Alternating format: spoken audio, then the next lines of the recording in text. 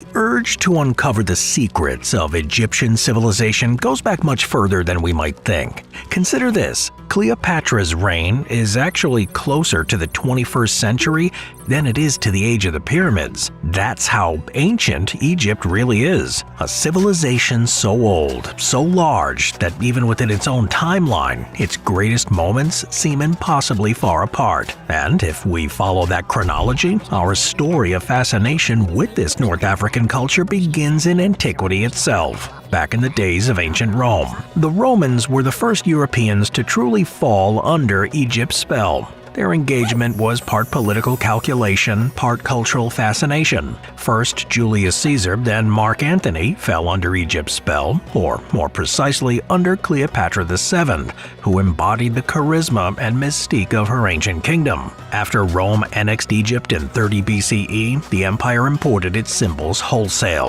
Obelisks were shipped across the Mediterranean and planted in Roman squares. Coins depicted sphinxes. Egyptian art was copied and reinterpreted.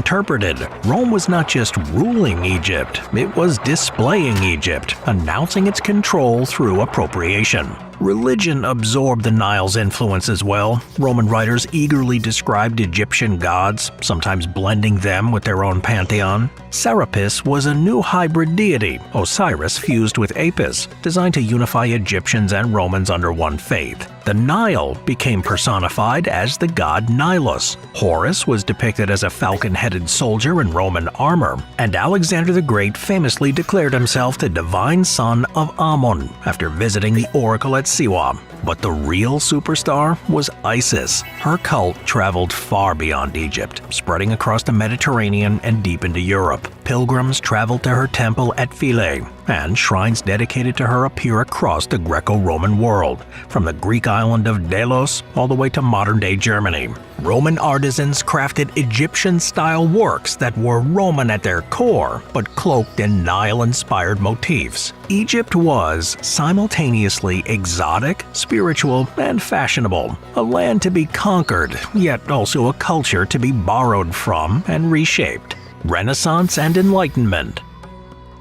When the Renaissance period arrived, Egypt resurfaced in European imagination, but through the ruins of Rome. Most Europeans of the 15th and 16th centuries had never set foot in Egypt, so what they knew came secondhand. They encountered Egyptian obelisks and statues that Romans had transplanted centuries earlier. Ironically, what they thought was authentic Egypt was already a Roman reinterpretation. The Renaissance elite eagerly wove Egyptian imagery into their own culture. Popes re-erected obelisks in the heart of Rome, recasting them as Christian symbols of papal supremacy, just as Roman emperors had used them to flaunt imperial power. Hieroglyphs, still undeciphered, were treated as mysterious codes, arcane symbols guarding secret wisdom. Scholars invented neo-hieroglyphs, fake alphabets that looked exotic and Egyptian, but were actually used to express European philosophical concepts. This fed into Europe's growing fascination with esotericism. Alchemists and occultists believed Egypt concealed the deepest truths of the universe. The Hermetic tradition, claiming descent from the mythical sage Hermes Trismegistus,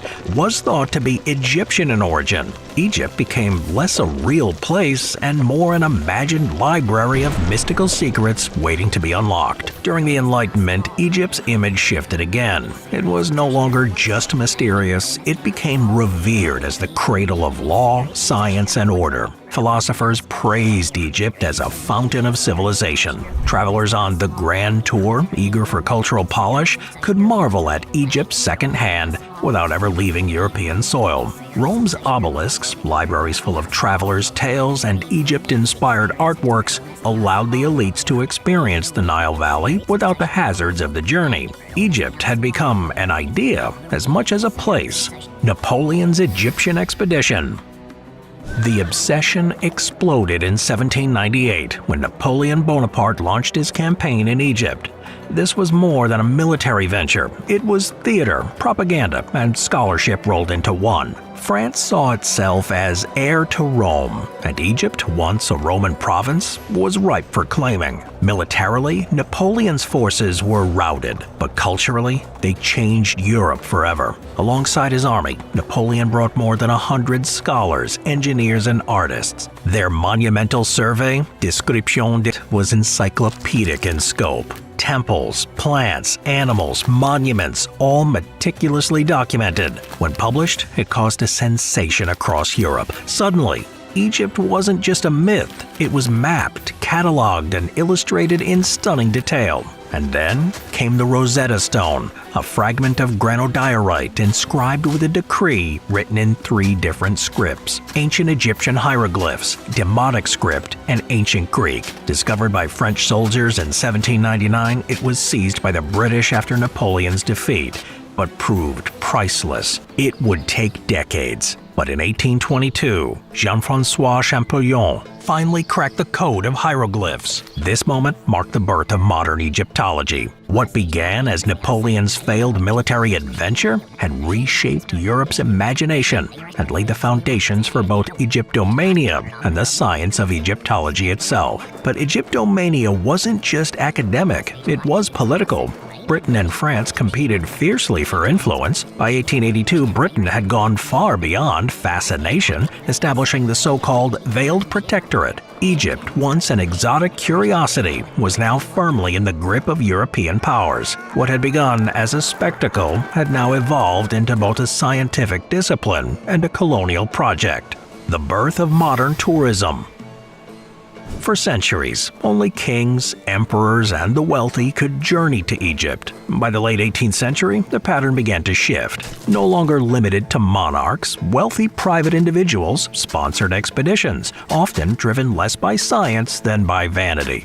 Gentlemen archaeologists scoured the ruins with enthusiasm but little training, producing accounts and illustrations that thrilled European audiences. In the 19th century, tourism industrialized. The British entrepreneur Thomas Cook pioneered package holidays. His company offered Nile cruises, guided tours, and comfortable itineraries that made Egypt accessible to the middle class. By the 1880s, Cook's steamships virtually monopolized tourist traffic on the Nile. What had once been the preserve of pharaohs, emperors, and scholars was now packaged into an adventure for curious Europeans with disposable income.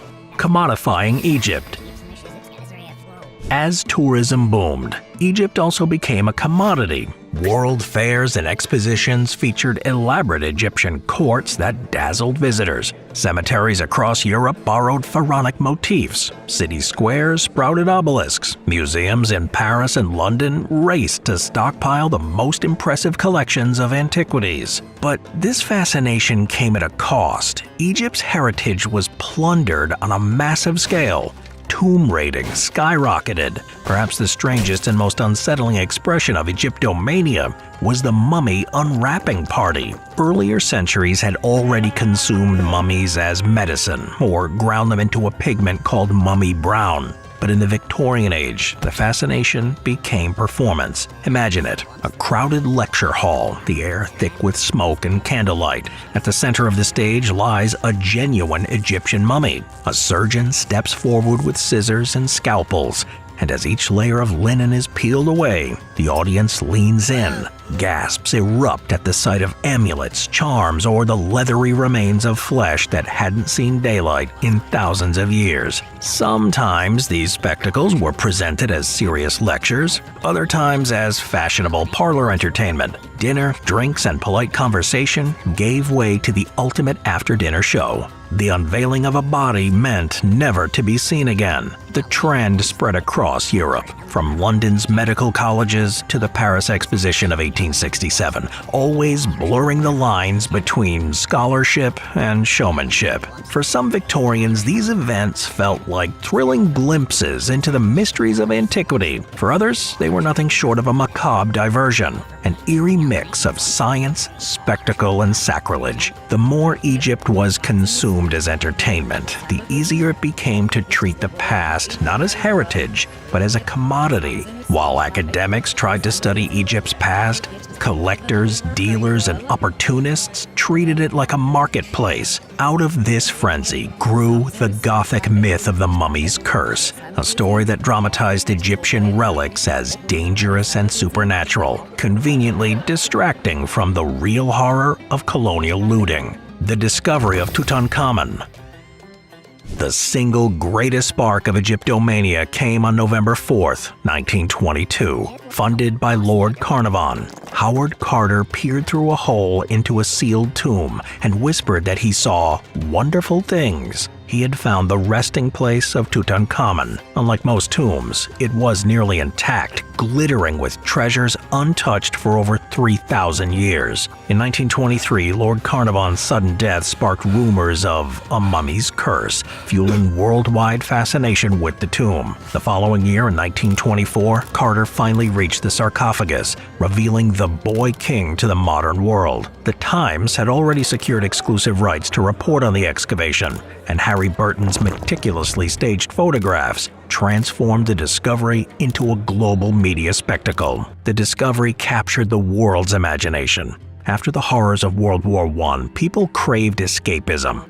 Tutankhamun provided it, a golden, mysterious, and seemingly eternal world revealed just as the modern age was grappling with fragility. Fashion embraced Egyptian motifs. Fashionable ladies wore flapper dresses that echoed papyrus reliefs. Bobbed hairstyles mirrored ancient queens, and Art Deco borrowed heavily from pharaonic design. Cleopatra and Isis were reimagined as icons of feminine power. Tutomania swept Europe and America alike. Yet within Egypt, Tutankhamun symbolized something deeper. The 1920s were a period of rising nationalism.